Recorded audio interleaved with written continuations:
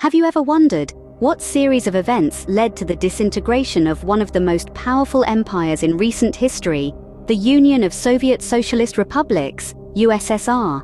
Our story begins in the late 1980s, when the USSR, led by General Secretary Mikhail Gorbachev, was grappling with internal stagnation and an economy in decline.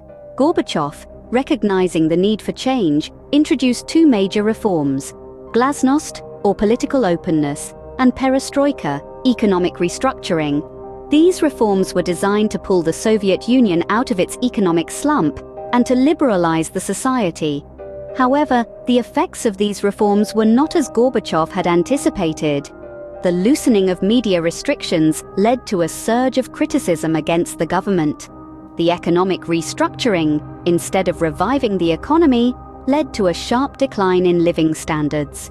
This resulted in widespread public dissatisfaction and unrest. In a bid to quell the unrest, Gorbachev proposed a new Union treaty in 1991, aiming to transform the Soviet Union into a federation of independent republics with a common president, foreign policy, and military.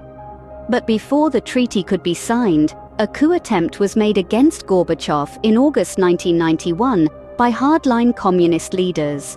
The coup failed, but it was a clear indication that Gorbachev's power was waning.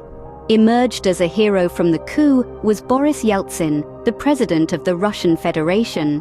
He became the de facto leader of the USSR, further weakening Gorbachev's position.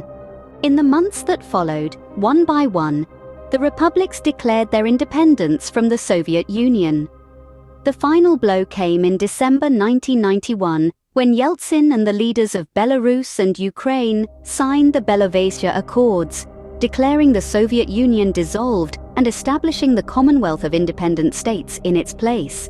Gorbachev, left with no practical power, resigned as the president of the USSR on December 25, 1991. The following day, the Soviet flag was lowered from the Kremlin for the last time, marking the official end of the USSR. So, to summarize, the collapse of the USSR was a result of a combination of factors.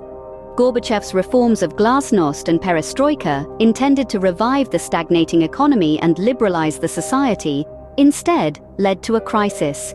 The failed coup attempt in 1991 weakened Gorbachev's position and elevated Yeltsin's. The republics declared independence, and the Belovezh Accords officially dissolved the USSR, marking the end of the cold beginning of a new era in world politics. The collapse of the USSR serves as a stark reminder of the unpredictable nature of history and the far-reaching effects of political and economic decisions.